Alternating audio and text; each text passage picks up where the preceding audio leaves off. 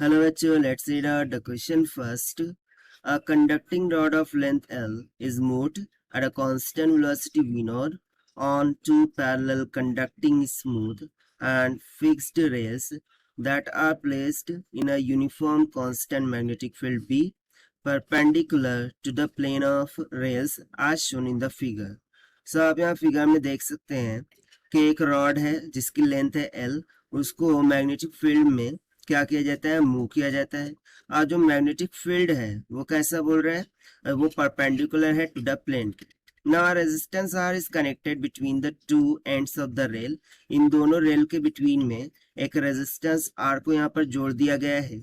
Then which of the following is are correct. So out of this given four statement कौन सी statement correct होंगी वो यहाँ पर हमें चूज करके बताना है। तो चलिए स्टार्ट करते हैं हम सॉल्यूशन से।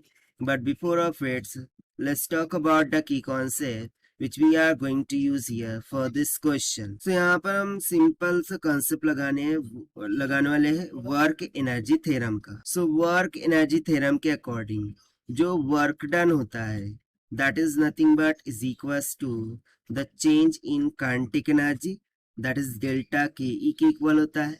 ये एक कंसेप्ट यहाँ पर लगाएंगे। सेकंड कंसेप्ट जो फोर्स है, यदि मैं मैग्नेटिक फील्ड में फोर्स लगाता हूँ सो इस फोर्स के कारण से जो वेलोसिटी है वो क्या करेंगी, इंक्रीज करेंगी, यानी कि ये दोनों क्या होते हैं, एक दूसरे के डायरेक्टली प्रोपोर्शनल होते हैं।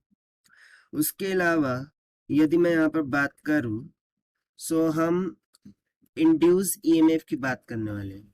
सो E इज इक्वल्स टू क्या होता है, velocity vector multiply by magnetic field vector into length के इक्वल। ठीक है। एंड फोर्थ में हम बात कर लेंगे किसकी, लेंस लॉ की। फोर्थ में हम बात कर लेंगे लेंस लॉ की।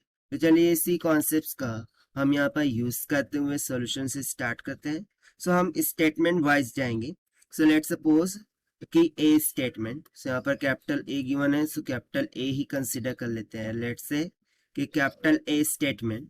सो ए स्टेटमेंट में क्या बोल रहा है, the thermal power dissipated in the resistor is equals to the rate work done by external.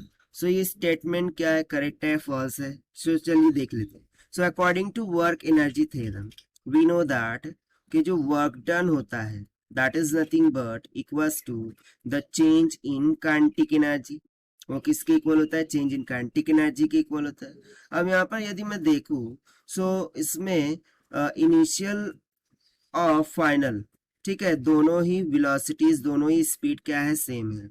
यदि दोनों ही सेम है तो क्या हमें चेंज इन काइनेटिक एनर्जी मिलेंगी, नहीं। दैट मीन्स कि यदि यहाँ पर वेलोसिटी कांस्टेंट है जो कि हमें गिवन है वी नॉट, सो उस कारण से change in kinetic energy will be equals to zero. This implies जो भी वर्क डन होगा that will be equals to zero.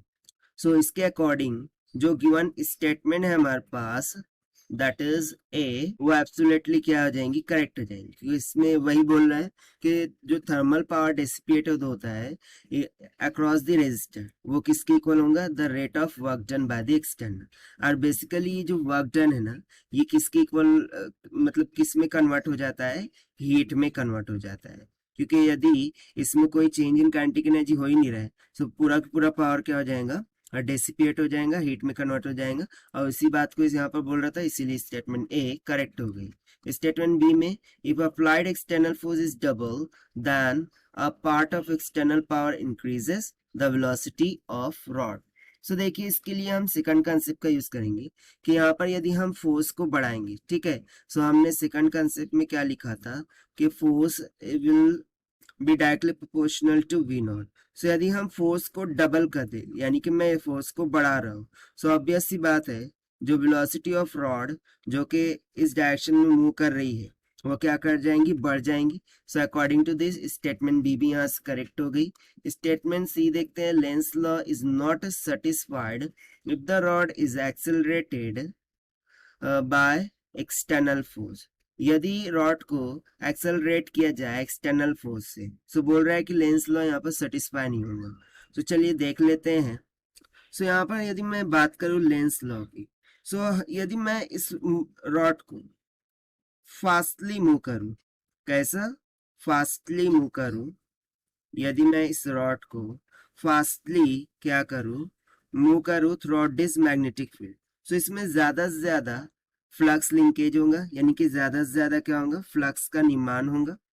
और यहाँ पर हम बोल सकते हैं फ्लक्स विल चेंज, फ्लक्स क्या करेगा, चेंज करेगा। और यदि फ्लक्स चेंज करेगा, so according to Faraday law of electromagnetic induction, उसमें क्या हो जाएगा, ईएमएफ इंड्यूस हो जाएगा। और ईएमएफ इंड्यूस हो रहा है, यानी कि यहाँ पर तो जो लेंस लॉ है वो सेटिस्फाई हो रहा है, क्योंकि लेंस लॉ भी तो यही बोलता है, ठीक है। लेंस लॉ के अकॉर्डिंग, ठीक है, लेंस लॉ यहाँ पर सेटिस्फाई हो रहा है, Lenz law satisfied, but according to statement यहाँ पर हमें नॉट सेटिस्फाइड बोल रहा था, ठीक है। इसमें क्या बोल रहा था, यदि हम Lenz law is not satisfied if the rod is accelerated, so according to this statement C यहाँ से गलत हो गई। अब स्टेटमेंट डी देखते हैं, if resistance R is doubled then power required to maintain the constant velocity v naught becomes half। so इसका क्या कंसेप्ट है यहाँ पर, so देखिए हमें पता है जो पावर डिसिपेटेड होता है, ठीक है, यहाँ पर मैं डी लिख रहा हूँ, पावर डिसिपेटेड वो क्या होता है, P इज इक्वल टू जो भी ईएमएफ इंड्यूस हुआ है वो divided by the resistance R। और यहाँ पर क्या कर रहा है, रेजिस्टेंस को डबल कर रहा है, रेजिस्टेंस को क्या कर रहा है, डबल कर रहा है। यदि मैं रेजिस्टेंस को डबल कर लूं तो जो पावर मेंटेन हुआ है at a constant velocity v not, वो क्या हो जाएगा, हाफ हो जाएगा।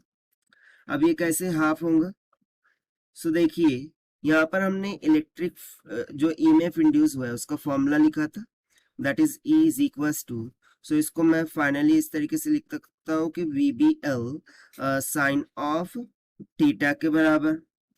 Now if you see that कि यदि मैं यहाँ पर रेजिस्टेंस को डबल कर दूं, सो उस कारण से मैग्नेटिक फील्ड यहाँ पर कैसे परपेंडिकुलर है, किसके, इस वेलोसिटी वेक्टर के, यानी कि ये क्या हो जाएगा, 90 डिग्री पर हो जाएगा। यदि ये 90 डिग्री पर हो जाएंगे तो साइन 90 हो जाएंगे, साइन 90 की वैल्यू होती है 1। सो बेसिकली यहाँ से जो ईएमएफ है वो ई मैक्स की इक्वल हो जाएंगे, जो कि V naught B into L के बराबर हो जाएगा, ठीक है। सो बेसिकली क्या होगा कि जब हम इसको यहाँ पर सब्स्टिट्यूट करेंगे, ठीक है, सो ऑब्वियस सी बात है कि यदि रेजिस्टेंस डबल होंगी, so P is directly proportional to what, that is resistance. So यहाँ से रेजिस्टेंस को डबल कर रहे हैं, सो पावर क्या हो जाएगा, उसका 1/2 हो जाएगा, ठीक है। यहाँ पर आप देख सकते हैं ये कांस्टेंट टर्म हमें मिल रही है कि मैं यहाँ पर रेजिस्टेंस को डबल कर रहा हूँ, सो उस कारण से जो पावर है वो कितना हो जा रहा है, उसका आधा हो जा रहा है, इनिशियल का हाफ हो जा रहा है। तो यहाँ से हम सिंपली बोल सकते हैं कि पावर विल बी हाफ्ड, ठीक है। सो देखिए स्टेटमेंट में वही बोल रहा था कि powers with a constant velocity v naught becomes half, and that is why option D यहाँ से करेक्ट हो जाएगा। सो जो statement A B and D है वो यहाँ से क्या हो गई, करेक्ट हो गई। और ये हमने सॉल्व किया है by using the concept of work energy theorem, force directly proportional to velocity, Lenz law, and Faraday law of electromagnetic induction. So this is the required solution. I hope you understood well. Best of luck. Thank you.